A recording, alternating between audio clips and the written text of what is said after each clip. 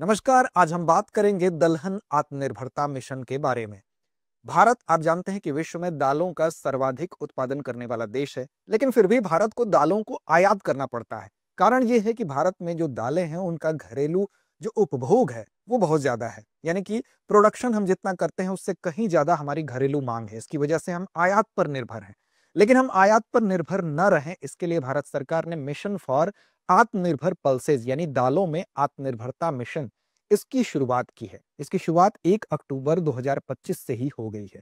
लेकिन इस मिशन की घोषणा 1 फरवरी 2025 को निर्मला सीतारमण जी के द्वारा बजट भाषण में कर दी गई थी।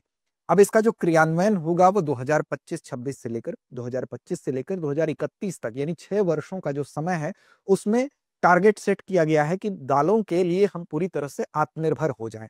उसमें कुछ लक्ष्य तय किए गए हैं, कुछ उद्देश्य इसका है। उन सभी पक्षों पर आज हम बात करेंगे। तो चलिए देखते हैं एक एक करके इसके विषय में। देखिए, खबर आपको पता चली गई कि भारत सरकार ने मिशन फॉर आत्मनिर्भर इन पल्सेस यानी दालों में आत्मनिर्भरता प्राप्त करने के लिहाज से शुरू किया है। और इसका लक्ष्य क्या है? लक्ष्य है इसका 2031 तक, यानी कि 6 वर्ष की अवधि है। 6 वर्ष में दालों में हम आत्मनिर्भर हो सके। अब इसमें क्या लक्ष्य है, क्या उद्देश्य है, उसके विषय में हम बात करते हैं। सबसे पहले इसका उद्देश्य क्या है, इसको देख लीजिए। एक तो सबसे पहले हम जो बीज हैं दालों के, ऐसे गुणवत्तापरक बीज हम डेवलप करें जिसमें कि आईसीएआर भी योगदान देगा कि वो जलवायु रोधी हो, यानी कि उन पर अगर सूखे की कंडीशन है तो उसमें भी वो सरवाइव कर सके।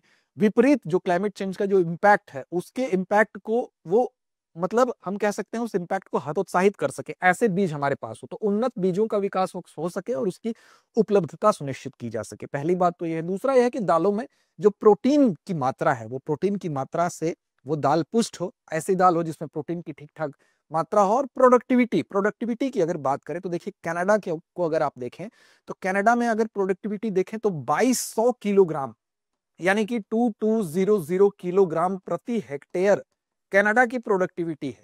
इसी तरह से चाइना की प्रोडक्टिविटी भी आप देखेंगे तो लगभग 1800 से थोड़ी ज्यादा, यानी 1815 किलोग्राम प्रति हेक्टेयर के आसपास चाइना की भी प्रोडक्टिविटी आती है। अब वहीं पर भारत की प्रोडक्टिविटी से ये काफी ज्यादा है। तो ऐसी दशा में एक कोशिश ये भी है कि उत्पादकता यानी प्रोडक्टिविटी में भी वृद्धि करना, ये इसका उद्देश्य है। और साथ ही साथ भंडारण और प्रसंस्करण, यानी कि जब प्रोडक्शन हो जाता है दालों का तो उसको कैसे सुरक्षित तरीके से रखा जा सके। भंडारण ठीक नहीं होगा तो उसकी वजह से भी हम बहुत सारा ऐसा कह सकते हैं, ऐसे अन्न होते हैं कि उसको ठीक से उसका प्रसंस्करण और भंडारण नहीं हो पाने की वजह से वो खराब हो जाते हैं। तो ये भी खाद्य संकट का एक कारण बनता है। तो भंडारण यानी कि पोस्ट हार्वेस्ट मैनेजमेंट कैसे बेहतर हो सके, ये भी उसका उद्देश्य है। और साथ साथ किसानों को लाभकारी मूल्य भी मिल सके, सुनिश्चित हो सके, ये भी इसका उद्देश्य है। साथ ही साथ कुछ इसके लिए, इन उद्देश्यों को प्राप्त करने के लिए टारगेट भी सेट किए गए हैं। टारगेट क्या सेट किया गया है? तो देखिए, टारगेट सेट किया गया है। सबसे पहला तो यह है कि प्रोडक्शन को लेके लक्ष्य क्या है? सबसे पहला लक्ष्य है उत्पादकता को लेके, उत्पादन को लेके, यानी कि उत्पादन क्या होगा, कितना होगा। तो उत्पादन को कितना बढ़ाना है? उत्पादन को बढ़ाना है, लगभग 45% की वृद्धि करनी है। अभी का जो उत्पादन है वो कितना है? वो है कितने मीट्रिक टन? तो लगभग 242 मीट्रिक टन। और इसको बढ़ाकर कितना करना है? 242 मीट्रिक टन को बढ़ाकर करना है लगभग 242 लाख मीट्रिक टन है, उसको बढ़ाकर करना है 350 लाख मीट्रिक टन तक। तो ये इसका लक्ष्य है कि 242 लाख से 350 लाख मीट्रिक टन तक उत्पादन को बढ़ाएंगे। और ये कितना इंक्रीज होगा? लगभग हमारा टारगेट है कि 45% की वृद्धि करेंगे उत्पादन के लेवल पर। दूसरा लक्ष्य ये है कि दूसरे लक्ष्य के अंतर्गत हम क्या करेंगे कि दालों का एग्रीकल्चर जितने एरिया में हो रहा है उसमें हम लगभग 13% की वृद्धि करेंगे। अभी फिलहाल जो एरिया है उस एरिया में अगर हम देखें तो 275 275 275 से बढ़ाकर 310 लाख हेक्टेयर तक इसको ले जाना है, यानी कि 13% की वृद्धि। इससे बढ़ाकर 310 लाख हेक्टेयर तक ले जाना है, यानी कि 13% की वृद्धि इस एरिया पर करना है जितने पर दालों की खेती हो रही है। साथ ही साथ जो औसत उपज है, यानी प्रति हेक्टेयर में जो प्रोडक्टिविटी की बात हम कर रहे थे, वो अगर वैश्विक रूप से देखें, कहाँ कनाडा 2200 से ज्यादा था, अब भारत में वो स्थिति कितनी है? तो भारत में वो स्थिति है 881।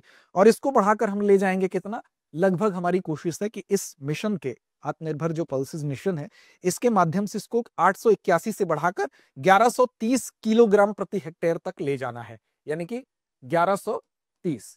तो ये इसके प्रमुख टारगेट सेट किए गए हैं, लक्ष्य तय किए गए हैं। अब देखिए 2023-24 में अगर देखेंगे तो 275 लाख हेक्टेयर क्षेत्र में दालों की खेती हुई थी, उसको भी बढ़ाना लक्ष्य रखा ही गया है।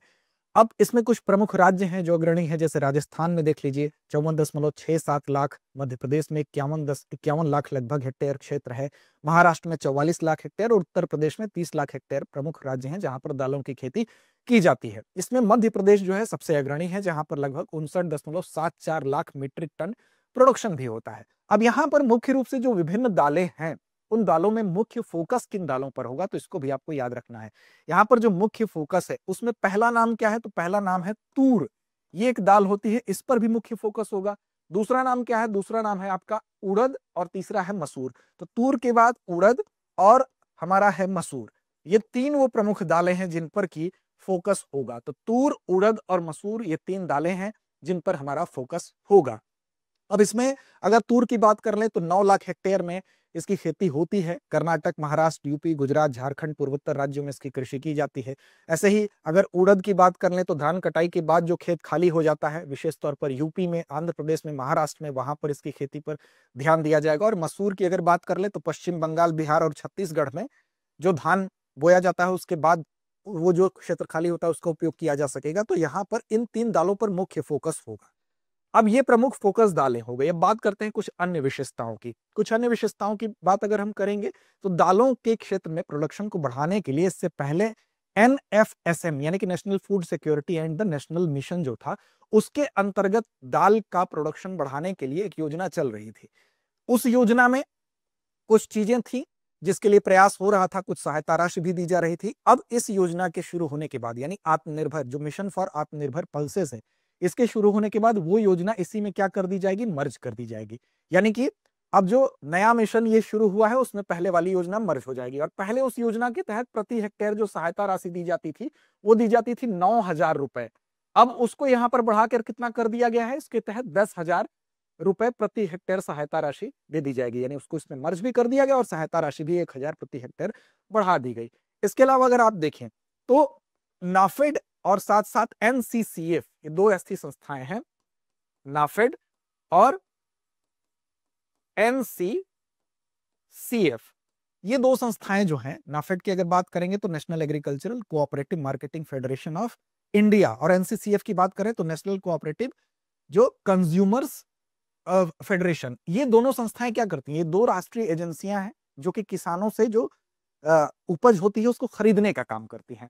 तो ये जो क्या करेंगी, अब 100% जो है खरीद सीधे किसानों से ये कर लेंगी। और 4 वर्षों तक, यानी कि अगले 4 साल तक तूर, उड़द और मसूर की 100% खरीदारी क्या कर लेंगे, सीधे किसानों से कर लेंगे। यानी कि वो जो किसान इनकी खेती करेंगे, मुख्य फोकस जिन दालों पर है, उनको ये टेंशन नहीं है कि हमारी उपज क्या होगी। साथ ही साथ किसानों की पहचान, अब किसानों की पहचान कैसे होगी, तो उनका आधार जो होगा उसको लिंक कर दिया जाएगा, उसके माध्यम से वो रजिस्टर्ड हो जाएंगे, जिससे कि बायोमेट्रिक और फेस ऑथेंटिकेशन होगा, तो इसमें फर्जिफिकेशन भी नहीं हो पाएगा।